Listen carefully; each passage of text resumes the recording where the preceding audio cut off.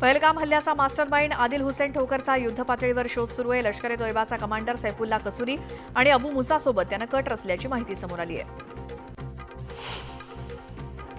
बिलावल भुट्टो जरदारींनी आक्रमक आणि चिथावणीखोर विधान करून ही परिस्थिती अधिक गंभीर केली आहे. बिलावल भुट्टोंनी सिंधू पाणी कराराबाबत भारताला थेट धमकी दिली.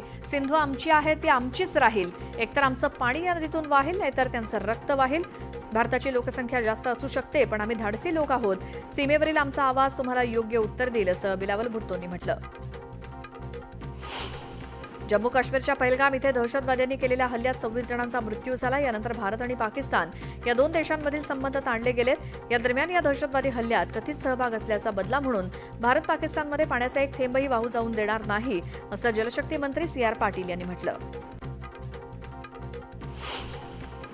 दहशतवादाविरोधात अमेरिका भारतासोबत आहे. पहलगाममधील हल्ला ही एक मोठी चूक आहे, असं वक्तव्य अमेरिकेचे राष्ट्राध्यक्ष डोनाल्ड ट्रम्प यांनी केलं. दहशतवाद्यांना पकडण्यात मदत करू, असं देखील आश्वासन गुप्तचर प्रमुखांनी दिलंय.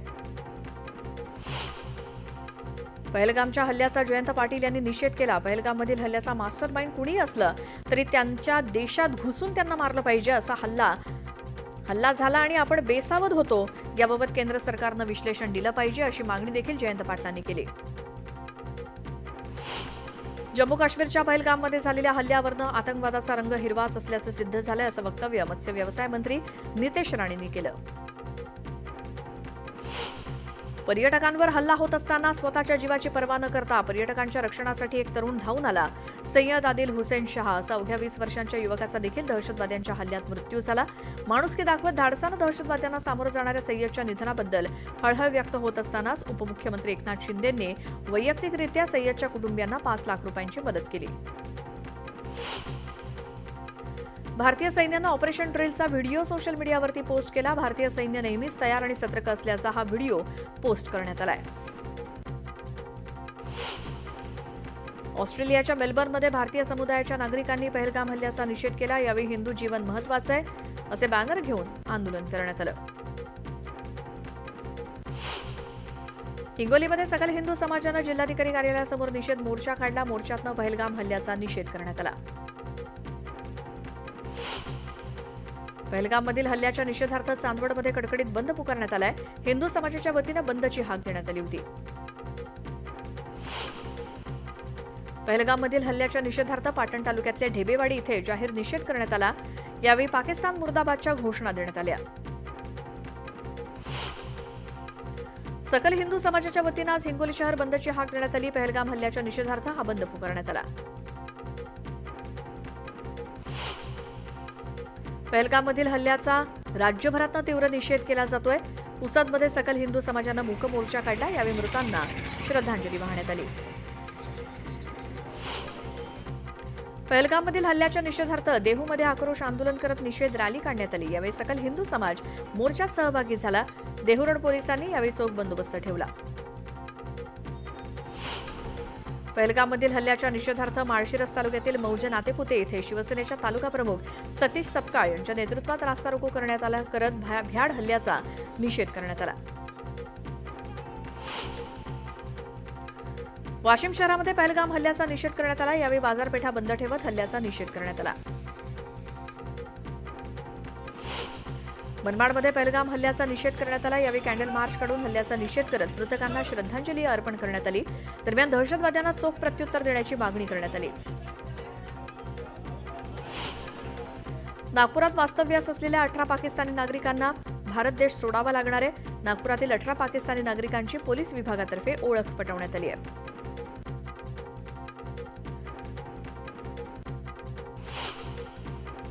संतोष देशमुख हत्या प्रकरणातील मुख्य आरोपी वाल्मिक कराडसह सर्व आरोपींना वेगवेगळ्या जेलमध्ये ठेवा, अशी मागणी भाजपचे आमदार सुरेश धस यांनी केली.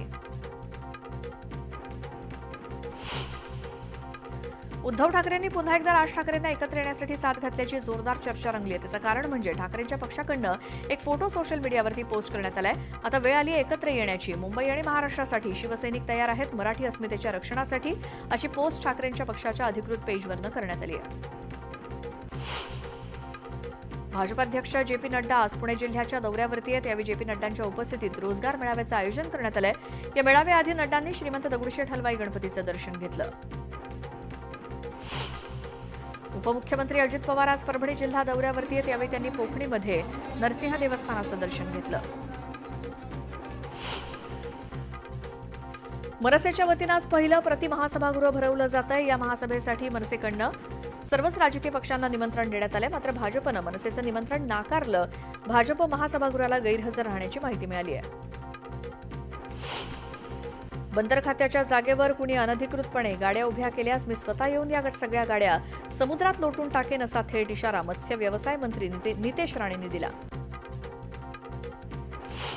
महाराष्ट्र पोलिसांसारखं अकार्यक्षम डिपार्टमेंट जगात कुठेही नाही. पोलिसांनी जर 50 लाख पकडले तर ते 50,000 दाखवतात. आमदार संजय गायकवाडांनी पोलिसांबाबत हे आक्षेपार्ह वक्तव्य केलं.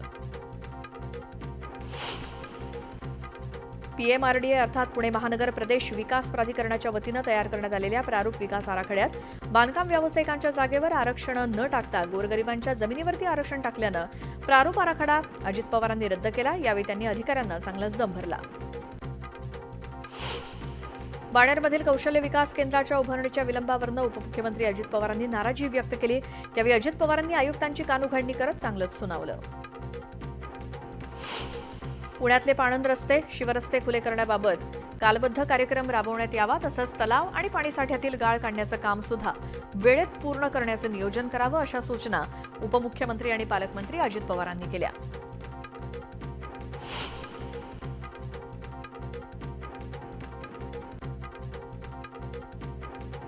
राज्यातील विविध महानगरांमध्ये वेगवेगळ्या परिवहन सेवा कार्यरत आहेत. या सर्व सेवा एकाच छताखाली आणल्या जाणार असून त्यासाठी एकात्मिक महानगर वाहतूक प्राधिकरण स्थापन करण्याचे निर्देश मुख्यमंत्री देवेंद्र फडणवीस यांनी दिले.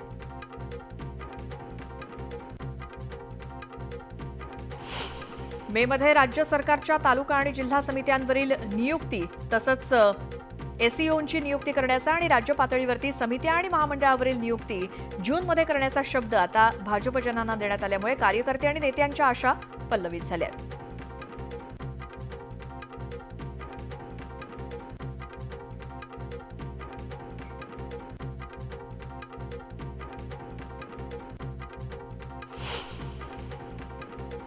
छत्तीसगडमध्ये 1500 माओवादी असल्याचा दावा करण्यात आलाय. जंगलामध्ये सुरक्षा दलाकडून 5 दिवसांपासून सर्च ऑपरेशन सुरू आहे. कार्यगट्टा परिसरातील माओवाद्यांना घेरण्याचा प्रयत्न जवानांनी केला.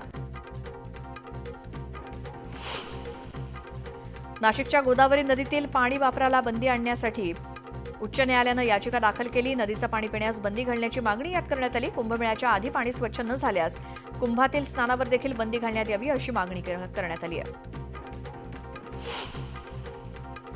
मुंबई विमानतळावरच्या छत्रपती शिवरायांच्या पुतळ्यावरनं केंद्र सरकारनं नोटीस बजावली आहे. डीजीसीएच्या सर्वेक्षणानंतर छत्रपती शिवाजी महाराजांचा पुतळा अडथळा म्हणून घोषित करण्यात आला. या घटनेनंतर शिवप्रेमींकडनं संताप व्यक्त होतोय.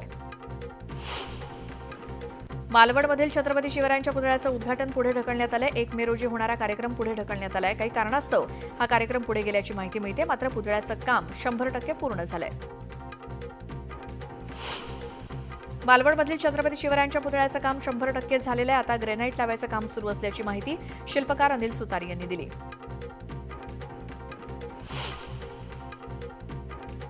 परांडा तालुक्यात तुळजापूर शहरापेक्षा मोठं ड्रग्ज रॅकेट असल्याचा आरोप सुजितसिंह ठाकूर यांनी केला.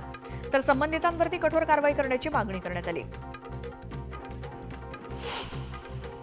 छत्रपती संभाजीनगरमध्ये पाण्यासाठी ठाकरे गटानं अनोखं आंदोलन केलं. रिकामी घागर पालखीत ठेवत दिंडी काढण्यात आली. यात स्वतः अंबादास दानवे देखील सहभागी झाले. या आंदोलनाला लबाडांनो पाणी द्या असं नाव देण्यात आलं. उपमुख्यमंत्री अजित पवार परभणी दौऱ्यावरती आहेत. यावेळी त्यांच्या दौऱ्याआधी युवक काँग्रेसच्या वतीनं शेतकऱ्यांच्या कर्जमाफीसाठी आंदोलन करण्यात आलं. यावेळी चुन्याच्या डब्या रस्त्यावरती फेकत अजित पवारांचा निषेध करण्यात आला. या प्रकरणी पोलिसांनी आंदोलकांना ताब्यात घेतलं.